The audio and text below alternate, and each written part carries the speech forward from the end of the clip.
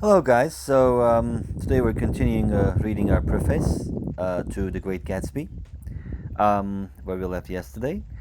Scott Fitzgerald was a romantic and even tragic figure, a brilliant writer who achieved success with his first novel, The Side of Paradise, in 1920, participated in the glamorous expatriate life in France during the 1920s, and then experienced a series of personal and professional blows during the 30s. The Fitzgerald legend has attracted readers to his work, but his words matter, not the mostly distorted and inaccurate anecdotes of dissipation. Between 1920 and 1940, he published four novels, including Tender is the Night, a play, 160 short stories, and essays. He was writing a superb Hollywood novel, The Last Tycoon, when he died. Fitzgerald was not the playboy of American literature, of course, although certain fans like to think that he was an irresponsible writer. Yes, he was an alcoholic, but other major American writers of the time were also alcoholics. Fitzgerald was a serious writer and a hard worker, so he didn't scribble The Great Gatsby drunk.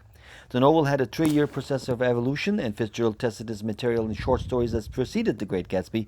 The gestation of the characters and themes can be readily observed in The Sensible Things, and particularly in Winter Dreams, that became The Great Gatsby. The Great Gatsby is a classic novel, a novel that is read spontaneously by pleasure seekers and under duress by students. A popular classroom fallacy holds that classics are universal and timeless.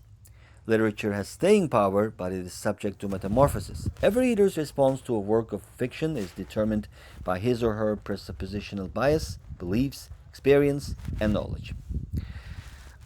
Fitzgerald ebulliently proclaimed in 1920 that an author ought to write for the youth of his generation, the critics of the next, and the schoolmasters of ever afterward. Funny, huh? The schoolmasters of ever afterward. Although this edict, perhaps a prophecy, was triumphantly fulfilled by The Great Gatsby. The novel was written by a man of his own time about his time. The Great Gatsby was published in 1925. Therefore, many of his details now seem as remote as those in the world of Charles Dickens's fiction. Great fiction is a great social history. Fitzgerald's work has become automatically identified with an American decade, the Jazz Age, which he named, or the Roaring Twenties, or the Boom years. Since The Great Gatsby is the defining novel of the 20s, which have become trivialized and vulgarized by people who weren't there, it is necessary and useful to provide a corrective assessment of that era and Fitzgerald's response to it.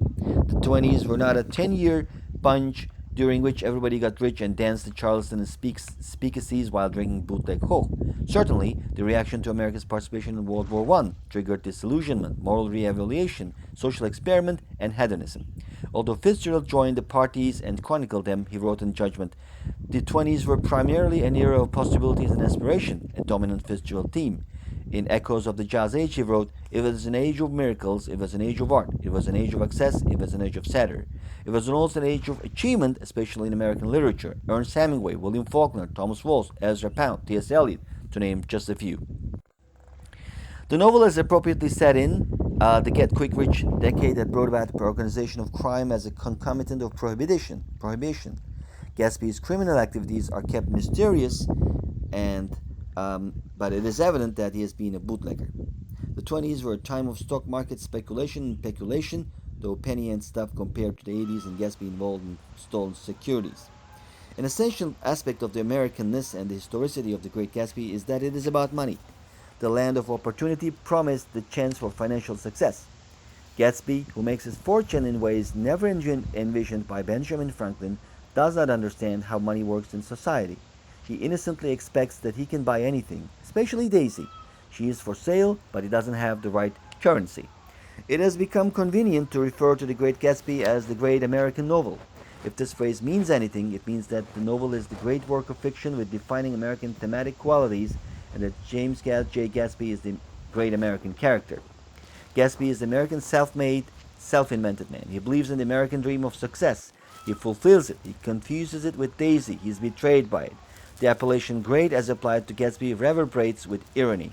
He is truly great by virtue of his capacity to commit himself to his aspirations.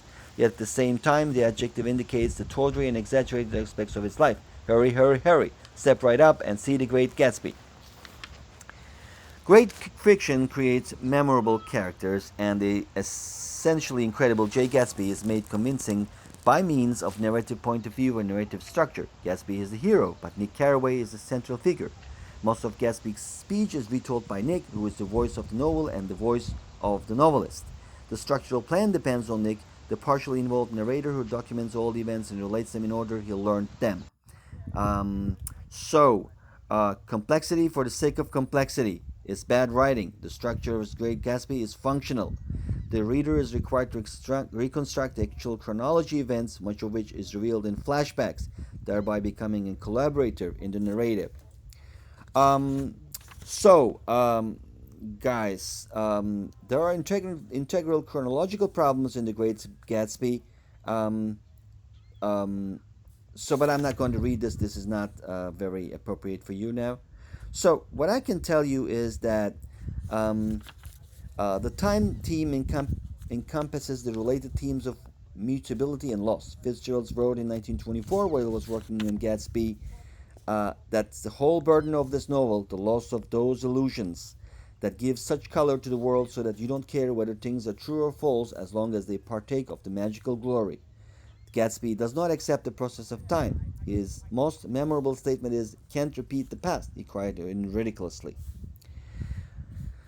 The Great Gatsby closes with Nick's eloquent broodings on the unfulfilled potentialities of the new world. For a transitory and changed moment, then man must have held his breath in the presence of this continent, face to face for the last time in history with something commensurate to his capacity for wonder. Scott Fitzgerald died in 1940, fearing that he was a failure forgotten. The Great Gatsby led the Fitzgerald rediscovery and restoration of 1945-50 because it's a miracle, though not all his only miracle.